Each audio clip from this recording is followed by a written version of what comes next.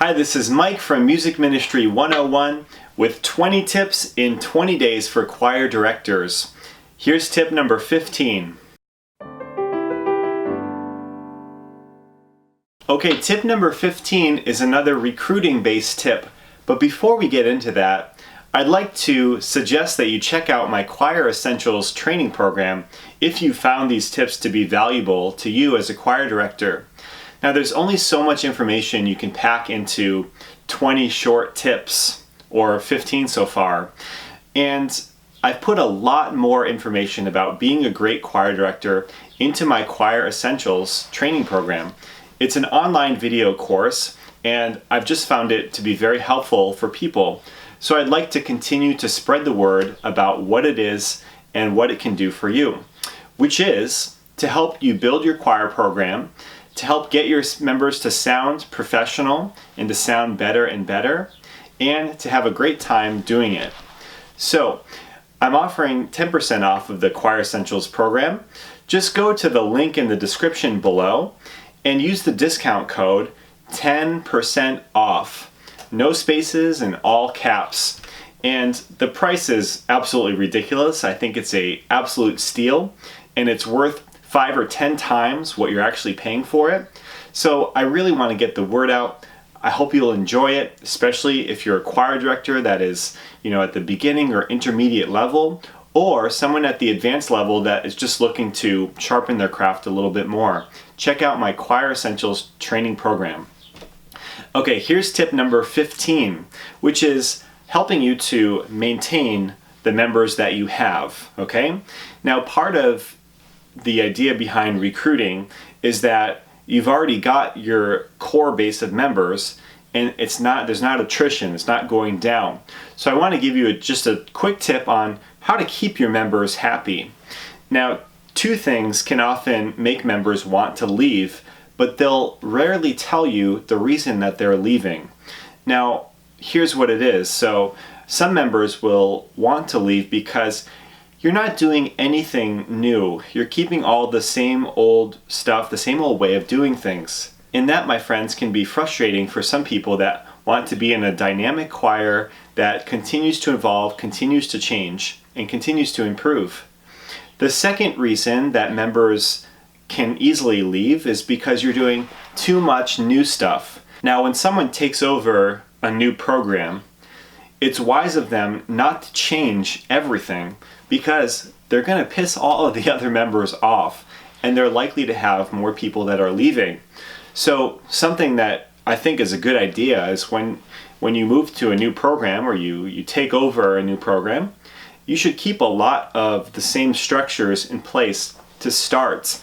You shouldn't flip the whole program on its head. So what this tip is all about is maintaining the singers that you have by having a healthy balance of new music, okay? So what you're gonna do is keep probably about 75% of the music, maybe even more when you first start beginning, the same as it was before, so that you're keeping most people comfortable with what they already know. And then the other 15 to 25% can be the new stuff that you're teaching to them that keeps it interesting for those members that want to try new things. A very common issue among choir directors is that they go to introduce a new piece of music, and what do the singers say? This is too hard for us, we can't sing this, we don't do it this way, the previous person would not have us do this, okay? So what you want to do is have that nice comfortable base of music for those kind of people that don't want a lot of change, and then have one or two new things mixed in there as well for the people that do want change. Anytime you're introducing something new, you want to prepare your choir members in the right way. So when I was a middle school chorus director, when you introduce a song to middle schoolers, it only takes one person to go, "Oh, this is stupid," and then all 30 of them will think it's stupid, okay? That's just the way it works.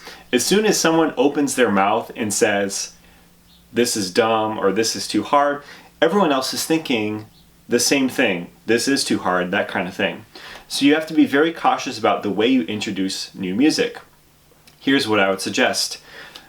Tell your singers that you have a new song for them, a great song, and you think they're going to sound great on this new song, okay?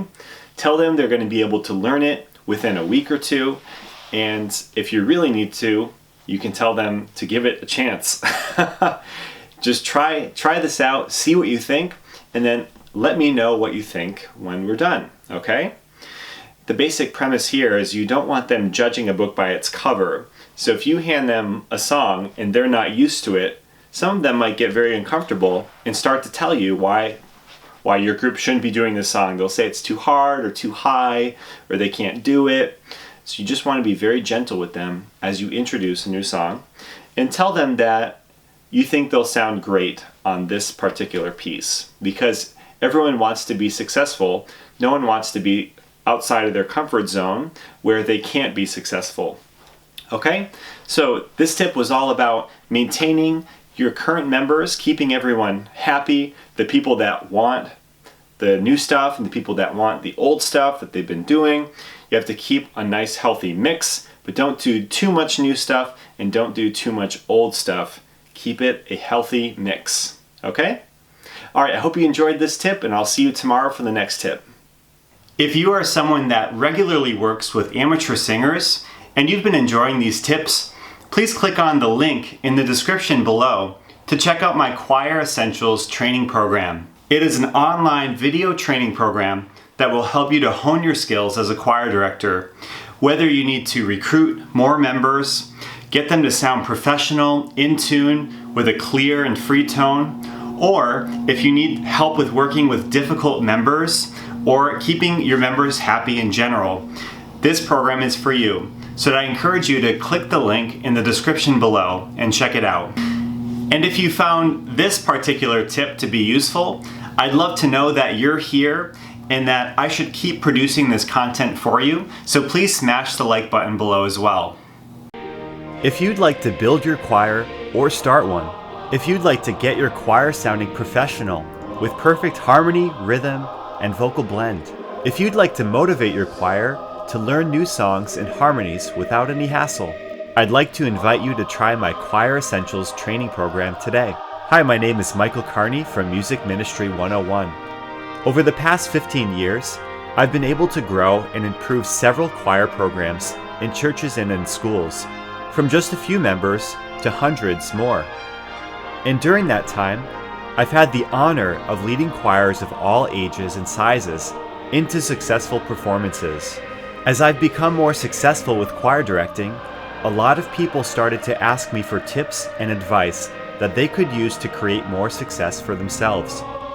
I've created a training program that contains the most important things I've learned about growing a choir, getting them to sound great, and running a successful choir program. And you can watch them all now in my Choir Essentials training program. You'll learn everything from my step-by-step approach to recruiting adult and youth choir members, to the best ways to teach harmony without having pushback from your singers, and the quickest and best ways to improve your choir's sound, whether it be an issue of vocal blend, pitch, or rhythm. My ideas and methods have impacted people around the world, and I know I can help you to build the successful choir that you've always wanted to achieve. Just visit me at musicministry101.com and try my Choir Essentials training program today. It is risk-free for 30 days and will guarantee that you will massively improve your choir program. Thanks for checking out my channel.